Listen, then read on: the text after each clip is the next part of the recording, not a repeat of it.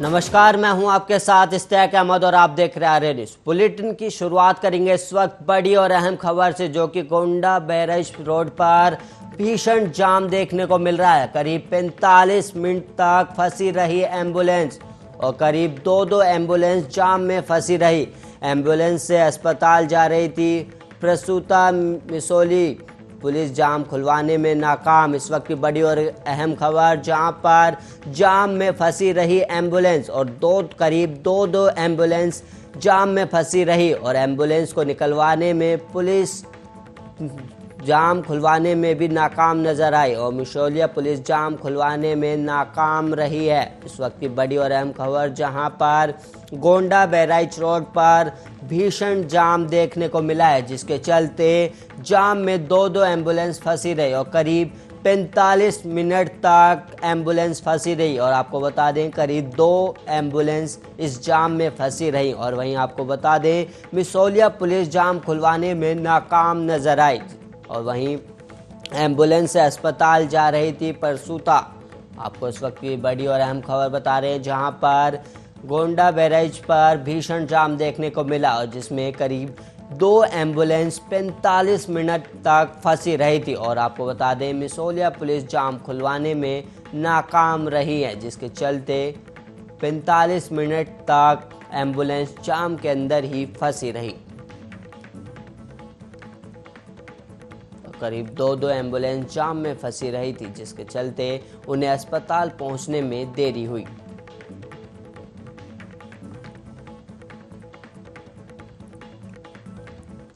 अब वहीं इस वक्त एक और बड़ी खबर सामने आ रही है, जहां पर अमेठी में बैंक मित्र पर लगे हैं गंभीर आरोप। बुजुर्ग महिला ने लगाया है यह आरोप। खाते से रुपए निकालने का आरोप लगाया गया और करीब 9,500 रुपए निकालने का आरोप लगाया गया। आपको बता दें, शुक्ल बाजार के किस्ती नगर का ये मामला है, जहां पर खाते से पैसे निकालने का महिला ने बैंक पर आरोप लगाया है और करीब 9,500 रुपये निकालने का आरोप लगाया गया। और वहीं शुक्ल बाजार के किस्ती नगर का ये मामला है, जहां पर एक बुजुर्ग महिला ने बैंक पर आरोप लगाया है कि उन्होंने उनके बैंक से करीब 9,500 रुपये का ठगी की है और बैंक मित्र पर ही इसका आरोप लगाया है। बुजुर्ग महिला ने आरोप लगाया कि उनके बैंक खाते से करीब 9,500 रुपये निकाले गए और खाते से रुपए निकालने के बाद उन्हें कोई जानकारी नहीं मिली, जिसके बाद बुजुर्ग महिला ने शिकायत की और उसके बाद 9,500 रुपये निकालने का आरोप भी लगाया। इस वक्त की बड़ी और अहम खबर, जहां पर एक शुक्ल बाजार की किस्ती नगर का ये मामला है, जहां पर एक बुजुर्ग महिला के बैंक खाते से करीब 9,500 रुपये के निकाले गए और वहीं अमेठी में बैंक मित्र पर ही पैसे निकालने का आरोप लगाया गया है। बुजुर्ग महिला ने यह आरोप लगाया है। बता दें, खाते से रुपए निकालने का आरोप लगाया गया और करीब खाते से 9,500 रुपये निकालने का आरोप लगाया गया है। और वहीं शुक्ल बाजार के किस्ती नगर का ये मामला है। तो बता दें, इस वक्त की बड़ी और अहम खबर, जहां पर अमेठी में बैंक मित्र पर लगे गंभीर आरोप। और वहीं गुरु पूर्णिमा के पावन अवसर पर प्रधानमंत्री नरेंद्र मोदी ने देशवासियों को शुभकामनाएं दी हैं। आज पीएम मोदी ने आषाढ़ पूर्णिमा धम्मचक्र दिवस कार्यक्रम में संबोधित भी किया। पीएम मोदी ने कहा, आप सभी को धम्मचक्र परिवर्तन दिवस और आषाढ़ पूर्णिमा की बहुत बहुत शुभकामनाएं। आज हम गुरु पूर्णिमा भी मनाते हैं और आज के ही दिन भगवान बुद्ध ने बुद्ध की प्राप्ति के अपना पहला ज्ञान संसार को दिया था।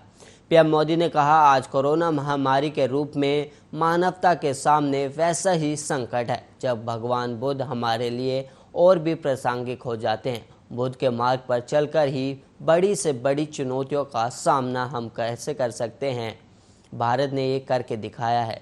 बुद्ध के सम्यक विचार को लेकर आज दुनिया के देश भी एक दूसरे का हाथ थाम रहे हैं, एक दूसरे की ताकत भी बन रहे हैं। और वहीं पीएम मोदी ने आगे कहा कि सारनाथ में भगवान बुद्ध ने पूरे जीवन का, पूरे ज्ञान का सूत्र हमें बताया था उन्होंने दुख के बारे में बताया, दुख के कारण के बारे में बताया, यह आश्वासन दिया कि दुखों से जीता जा सकता है और इस जीत का रास्ता भी बताया। और वहीं आपको बता दें, गुरु पूर्णिमा आषाढ़ महीने की पूर्णिमा को कहा जाता है। इस दिन गोवर्धन पर्वत की लाखों श्रद्धालु परिक्रमा देते हैं और बंगाली साधु सिर मुंडाकर परिक्रमा करते हैं। ब्रज में इसे मुंडिया पुनो कहा जाता है। इस दिन गुरु की पूजा की जाती है। पूरे भारत में यह पर्व बड़ी श्रद्धा के साथ मनाया जाता है। वैसे तो व्यास नाम के कई विद्वान हुए हैं, परंतु व्यास ऋषि जो चारों वेदों के प्रथम व्याख्या थे, आज के दिन उनकी पूजा की जाती है।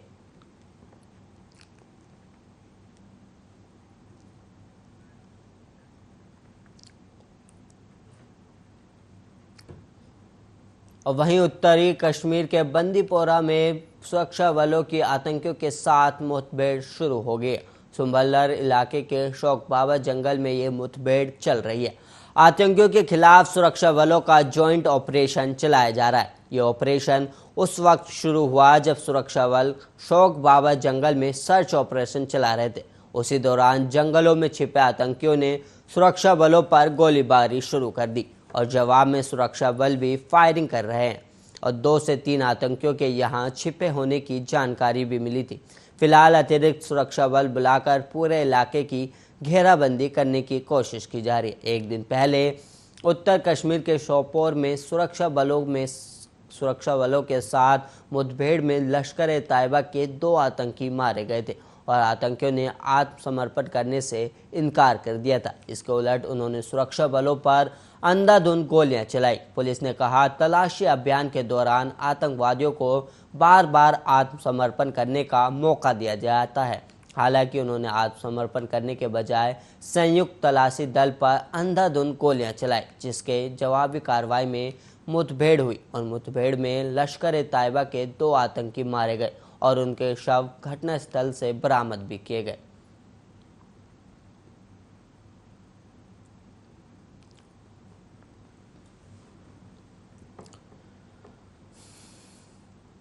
ऑक्सीजन की कमी से एक भी मौत न होने के मामले में राजनीति गर्मा गई। छत्तीसगढ़ के स्वास्थ्य मंत्री टीएस सिंहदेव ने केंद्र पर देश को गुमराह करने का आरोप लगाया है। सिंहदेव ने कहा कि केंद्र ने राज्य से ऑक्सीजन की कमी के कारण होने वाली मौतों की जानकारी कभी नहीं मांगी और छत्तीसगढ़ में अब तक इस तरह की मौतों का कोई रिकॉर्ड नहीं है। छत्तीसगढ़ सरकार राज्य में कोरोना वायरस महामारी की दूसरी लहर के दौरान हुई मौतों का फिर से ऑडिट करेगी, जिससे ये पता लगाया जा सके कि उनमें से कोई मौत ऑक्सीजन की कमी के कारण हुई है या नहीं।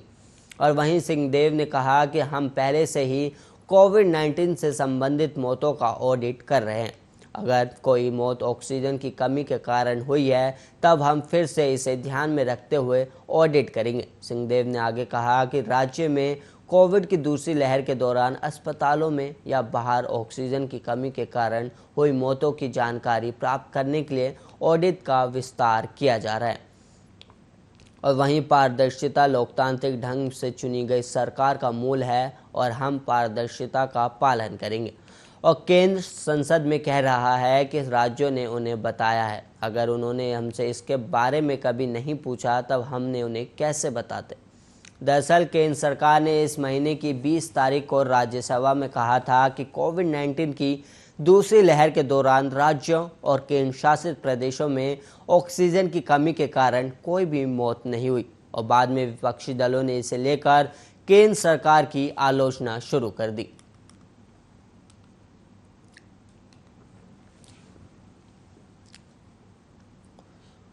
और वहीं इस वक्त एक और बड़ी खबर सामने आ रही है, जहां पर अयोध्या में सरयू के तट पर भीड़ उमड़ा है और श्रद्धा का सैलाब।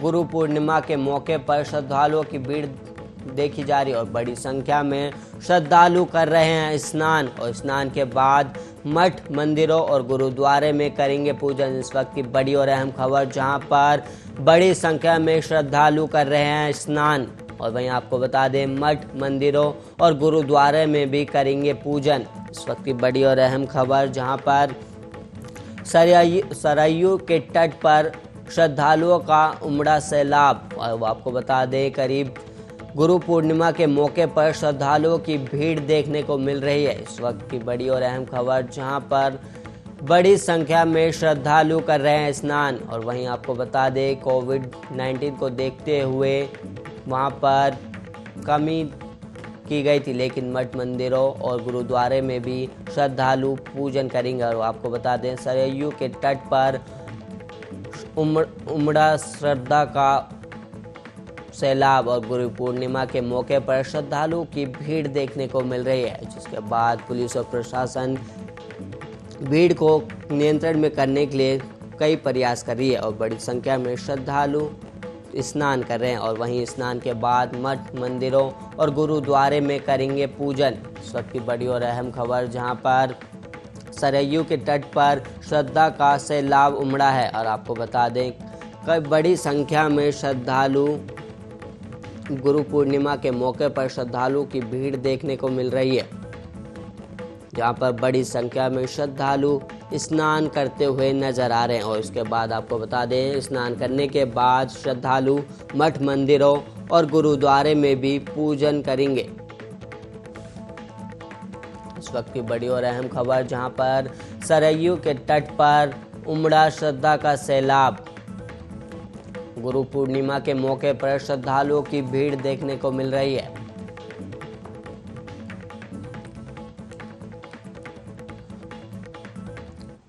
और वहीं इस वक्त एक और बड़ी खबर सामने आ रही है, जहां पर पीलीभीत में तेज रफ्तार कार खाई में गिरी है और अनियंत्रण होकर कार खाई में गिरी और हादसे में करीब 1 की मौत और 13 मजदूर गंभीर रूप से घायल हो गए हैं। और घायल मजदूरों को जिला अस्पताल में भर्ती कराया गया है। और आपको बता दें, धान लगाकर वापस लौट रहे थे सभी मजदूर। और थाना गजरोला के गड़ा जंगल के पास की यह घटना है, जहां पर करीब 1 कार खाई में गिर गई, जिसके बाद करीब कई मजदूर घायल हो गए। और आपको बता दें, धान लगाकर वापस लौट रहे थे सभी मजदूर। और वहीं थाना गजरोला के गड़ा जंगल के पास की एक घटना है, जहां पर एक दर्दनाक हादसा देखने को मिला है। तेज रफ्तार कार खाई में गिर गई, जिसकी वजह से करीब अनियंत्रण होकर कार खाई में गिरी है और जिसके बाद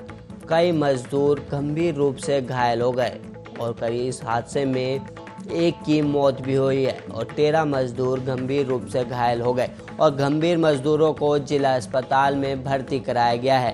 इस वक्त की बड़ी और अहम खबर, जहां पर अनियंत्रण कार खाई में गिरी और खाई में गिरने पर 1 व्यक्ति की मौत हो गई और जबकि 13 मजदूर गंभीर रूप से घायल हो गए और गंभीर मजदूरों को अस्पताल में भर्ती कराया गया है। इस वक्त की बड़ी और अहम खबर, जहां पर पीलीभीत में तेज रफ्तार कार खाई में गिरी है, जिसके बाद इस हादसे में 1 व्यक्ति की मौत और करीब 13 मजदूर घायल हो गए और गंभीर घायल हुए और घायल मजदूरों को जिला अस्पताल में भर्ती कराया गया है। आपको बता दें, घायल मजदूरों को जिला अस्पताल में भेजा गया है। और आपको बता दें, धान लगाकर वापस लौट रहे थे सभी मजदूर। जिस वक्त ये हादसा हुआ, वहां पे करीब 1 की मौत और 13 मजदूर गंभीर रूप से घायल हो गए। और थाना गजरोला के गढ़ जंगल के पास की एक घटना है, जहां पर तेज कार खाई में गिर गई।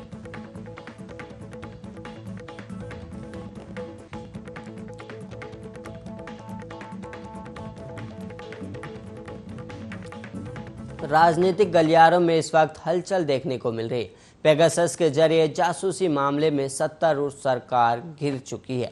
विपक्ष सरकार पर हमलावर है और कह रही है कि पेगासस का उपयोग करके ही बीजेपी ने कई राज्यों में सरकार को गिराया है और अपनी सत्ता काबिज की है।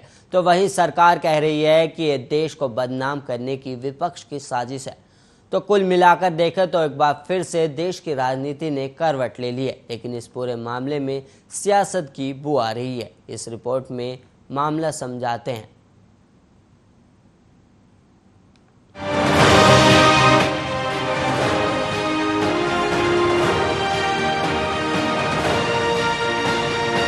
संसद के मानसून सत्र में सरकार का जमकर विरोध विपक्ष कर रहा है। ये विरोध कथित पेगासस जासूसी कांड के खिलाफ था, जिसमें देश के चर्चित लोगों के फोन की कथित जासूसी की बात सामने आई है। पेगासस जासूसी कांड में सरकार के जवाब से असंतुष्ट ये सांसद प्रधानमंत्री मोदी से जवाब की मांग कर रहे हैं। सोमवार की तरह ही संसद के मानसून सत्र का दूसरा दिन भी हंगामेदार रहा था। लोकसभा और राज्यसभा दोनों सदनों में पेगासस जासूसी कांड पर विपक्ष ने जमकर हंगामा काटा, जिसकी वजह से सदन की कार्रवाई लगातार बाधित हो रही है। राज्यसभा में आपको बताते चले कोविड-19 महामारी पर चर्चा हुई थी, लेकिन लोकसभा की कार्रवाई गुरुवार तक के लिए स्थगित करनी। दरअसल मंगलवार सुबह ही विपक्षी पार्टियों ने अपनी एक बैठक की। इस बैठक में केंद्र सरकार को किन मुद्दों पर घेरना है, इस पर चर्चा की गई थी। दूसरी तरफ प्रधानमंत्री मोदी ने भी भारतीय जनता पार्टी के संसदीय दल की एक बैठक को संबोधित करते हुए विपक्षी दल कांग्रेस पर निशाना साधा। उन्होंने विपक्ष के बर्ताव को गैर जिम्मेदाराना करार दिया और कहा कि लोगों से जुड़े मुद्दे उठाने के बजाय कांग्रेस सोच रही है कि सत्ता और प्रधानमंत्री पद उनका अधिकार है। संसद परिसर में मीडिया को संबोधित करते हुए उन्होंने कहा, केंद्र सरकार भारत के पत्रकारों और विपक्ष के नेताओं की जगह विदेशी कंपनियों के बयान पर ज्यादा भरोसा कर रही है। अगर जेपीसी जांच के लिए सरकार तैयार हो जाती है तो स्वागत योग्य है, लेकिन जेपीसी से ज्यादा इस मुद्दे पर हमारी मांग है कि किसी भी तरह की न्यायिक जांच हो। इसके लिए चाहे इंक्वायरी कमेटी का गठन किया जाए या फिर सुप्रीम कोर्ट के सिटिंग जज की देखरेख में जांच की जाए। देखते हैं सरकार किस बात के लिए आखिर तैयार होती है। हम जानना चाहते हैं कि केंद्र सरकार आखिर जांच से भाग क्यों रही है। गौरतलब है कि पेगासस जासूसी कांड पर केंद्र सरकार की तरफ से आईटी मंत्री अश्विनी वैष्णव ने सोमवार को लोकसभा में बयान दिया था। लोकसभा में वैष्णव ने कहा था कि एक वेब पोर्टल पर कल रात एक अति संवेदनशील रिपोर्ट प्रकाशित की गई, जिसमें बढ़ा चढ़ाकर कई आरोप लगाए गए। ये रिपोर्ट संसद के मानसून सत्र के एक दिन पहले प्रकाशित हुई। ये संयोग नहीं हो सकता, अश्विनी वैष्णव ने कहा। इससे पहले भी व्हाट्सएप पर पेगासस के इस्तेमाल को लेकर मिलते जुलते दावे किए गए हैं। वे बेबुनियाद थे और सभी पार्टियों ने उनका खंडन भी किया था। 18 जुलाई को प्रकाशित रिपोर्ट भी भारतीय लोकतंत्र और इसके स्थापित संस्थाओं को बदनाम करने की कोशिश प्रतीत होती है। मंगलवार को संसद में हंगामे के पहले ही कई विपक्षी पार्टियों के नेताओं ने सदन में इस मुद्दे पर स्थगन प्रस्ताव देते हुए चर्चा की मांग की। इनमें आम आदमी पार्टी के सांसद संजय सिंह और सीपीआई के राज्यसभा सांसद विनोय विश्वम शामिल थे। कुछ विपक्षी दल के नेताओं ने ट्विटर पर अपनी बात रखी। इसमें सपा नेता अखिलेश यादव और बसपा नेता मायावती प्रमुख मानी जा रही हैं। अखिलेश यादव ने इस पूरे मामले को राष्ट्रीय सुरक्षा से जोड़ा, तो वहीं मायावती ने पूरे मामले की स्वतंत्र और निष्पक्ष जांच की मांग की है। जब सपा और बसपा ने सवाल उठाए तो जवाब उत्तर प्रदेश के मुख्यमंत्री योगी आदित्यनाथ ने भी दिया। गृह मंत्री अमित शाह की तरह ही उन्होंने पूरे जासूसी कांड को अंतर्राष्ट्रीय साजिश करार दिया और पूरी रिपोर्ट की टाइमिंग को लेकर सवाल उठा डाले। उन्होंने कहा कि विपक्ष पूरी तरीके से नकारात्मक भूमिका के साथ काम कर रहा है और उन अंतर्राष्ट्रीय साजिशों का शिकार जाने अनजाने में बन रहा है, जो किसी न किसी रूप में भारत को अस्थिर करना चाहते हैं। ये कोई पहली घटना नहीं है। याद कीजिए 2020 के प्रारंभ में अमेरिकी राष्ट्रपति के भारत दौरे के दौरान उनके दिल्ली पहुंचने के साथ ही दिल्ली में दंगे शुरू किए गए। क्या ये एक साजिश का हिस्सा नहीं था? लेकिन सबसे चौंकाने वाला ट्वीट बीजेपी के राज्यसभा सांसद सुब्रमण्यम स्वामी ने किया। ट्विटर पर उन्होंने लिखा कि पेगासस स्पाईवेयर एक कमर्शियल कंपनी है जो पैसा लेकर ही काम करती है, इसलिए एक सवाल लाजमी है कि भारतीय लोगों पर जासूसी के लिए उन्हें आखिर पैसा किसने दिया? अगर भारत सरकार ने नहीं दिए तो आखिर उन्हें पैसा किसकी तरफ से दिया गया? मोदी सरकार को इसका जवाब देश की जनता को देना ही चाहिए। पेगासस जासूसी मामले में रिपोर्ट आने के पहले बीजेपी नेता सुब्रमण्यम स्वामी ने इसे लेकर ट्वीट किया था। उन्होंने लिखा था कि इस तरह की अफवाह है। वॉशिंगटन पोस्ट और लंदन गार्डियन एक रिपोर्ट छापने जा रहे हैं, जिसमें इजराइल की फर्म पेगासस को मोदी कैबिनेट के मंत्री, आरएसएस के नेता, सुप्रीम कोर्ट के न्यायाधीश और पत्रकारों के फोन टैप करने के लिए हायर किए जाने का भंडाफोड़ हुआ है। अब तक इस मामले में 2 रिपोर्ट सामने आ चुकी हैं। पेगासस जासूसी के संबंध में जारी कथित लिस्ट के मुताबिक कांग्रेस नेता राहुल गांधी, पश्चिम बंगाल के मुख्यमंत्री ममता बनर्जी के भतीजे अभिषेक बनर्जी और पूर्व चुनाव आयुक्त अशोक वासा, चुनाव रणनीतिकार प्रशांत किशोर, केंद्रीय मंत्री अश्विनी वैष्णव और प्रहलाद पटेल और कुछ पत्रकारों के मोबाइल नंबर की जासूसी का अंदेशा जाहिर किया गया। योगी ने कहा कि संसद एक ऐसा मंच है जहां सांसद आम नागरिक की बात रखते हैं। अगर इसे शोरगुल का मंच बना दिया जाए तो यह लोकतंत्र का गला घोटने जैसा होगा। यह लोकतंत्र के साथ खिलवाड़ है। संसद का यह सत्र बेहद महत्वपूर्ण है। संसद में गांव, गरीब, नौजवान और महिलाओं के साथ साथ कई महत्वपूर्ण बिलों पर चर्चा होनी थी, लेकिन विपक्ष नकारात्मक भूमिका के साथ सामने आया। सत्र की शुरुआत में प्रधानमंत्री द्वारा नए मंत्रियों का सदन से परिचय कराए जाने की परंपरा रही है। इस बार मंत्रिमंडल में अनुसूचित जाति, जनजाति, पिछड़ी जाति और उन तबकों से जुड़े अनेक ऐसे सदस्यों को स्थान मिला जिन्हें आजादी के बाद कभी नेतृत्व का मौका मिला ही नहीं था। विपक्ष को यह रास नहीं आ रहा, इसके लिए विपक्ष को देश की जनता से माफी मांगनी चाहिए। तो वहीं दूसरी तरफ मध्य प्रदेश के मुख्यमंत्री सीएम शिवराज सिंह चौहान ने कहा कि पेगासस मामला विपक्ष की भारत को बदनाम करने की साजिश है। यह पूरा मामला झूठ के बुनियाद पर रचा गया। सीएम ने कहा कि यह भारतीय लोकतंत्र को बदनाम करने की अंतर्राष्ट्रीय साजिश है, क्योंकि विपक्ष के पास इस मामले में भारत के बारे में एक भी साक्ष्य नहीं है, इसलिए यह पूरा मामला झूठा है। मुख्यमंत्री शिवराज सिंह चौहान ने कहा कि पीएम मोदी की लोकप्रियता तेजी से पूरी दुनिया में बढ़ रही है, लेकिन कांग्रेस और कुछ विदेशी ताकतें पीएम मोदी की लोकप्रियता से परेशान है, इसलिए इस तरह के मामले उछाले जा रहे हैं जिनका कोई सबूत कांग्रेस के पास फिलहाल तो नहीं। सीएम ने कहा कि कांग्रेस की राजनीति शून्य हो गई है, इसलिए हम उनकी जासूसी आखिर कराएंगे ही क्यों। जासूसी का इतिहास तो कांग्रेस का रहा है। यह वह पार्टी है जिसने कई नेताओं की जासूसी कराई, चाहे कामराज हो, लाल बहादुर शास्त्री हो, इन्हें इंदिरा गांधी ने निपटाया है। इसके बाद सोनिया गांधी ने पीवी नरसिम्हा राव, सीताराम केसरी जैसे बड़े नेताओं की जासूसी कराई, इसलिए राहुल गांधी और प्रियंका गांधी भी यही काम करने में लगे हुए हैं। दोनों G23 के नेताओं को निपटाना चाहते हैं, जबकि मध्य प्रदेश में दिग्विजय सिंह ने कमलनाथ को निपटाने का काम किया। सीएम शिवराज ने कहा, हमारे लिए राष्ट्र प्रथम है, लेकिन कांग्रेस के लिए परिवार धर्म प्रथम है। उन्होंने कहा, विपक्ष लगातार देश की छवि खराब करने की कोशिश कर रहा है। जब भी देश में कुछ महत्वपूर्ण काम शुरू होता है, विपक्ष उस काम के खिलाफ माहौल बनाना शुरू कर देता है, लेकिन इससे कुछ होने वाला नहीं है। सीएम ने कहा कि कांग्रेस की जासूसी के सभी आरोपों का मैं खंडन करता हूं। दरअसल 19 जुलाई से शुरू हुए संसद के मानसून सत्र के पहले ही दिन एक सनसनीखेज रिपोर्ट सामने आई, जिसमें जासूसी सॉफ्टवेयर पेगासस के जरिए देश के कई लोगों की जासूसी का आरोप लगाया गया। इसमें कहा गया है कि इजराइल के पेगासस स्पाईवेयर की मदद से भारत में कई नेताओं, पत्रकारों, सार्वजनिक जीवन से जुड़े लोगों का फोन हैक किया गया। हालांकि केंद्र सरकार ने इन आरोपों को सिरे से खारिज कर दिया। कहा गया कि भारत एक लोकतांत्रिक देश है, जहां प्राइवेसी हर नागरिक का मौलिक अधिकार है, लेकिन अब इस मामले पर लगातार सियासत हो रही है। Special desk Aryan. इस बुलेटिन में इतने ही। ऐसे ही देश और दुनिया की तमाम खबरों के लिए आप देखते रहिए आर्यन न्यूज।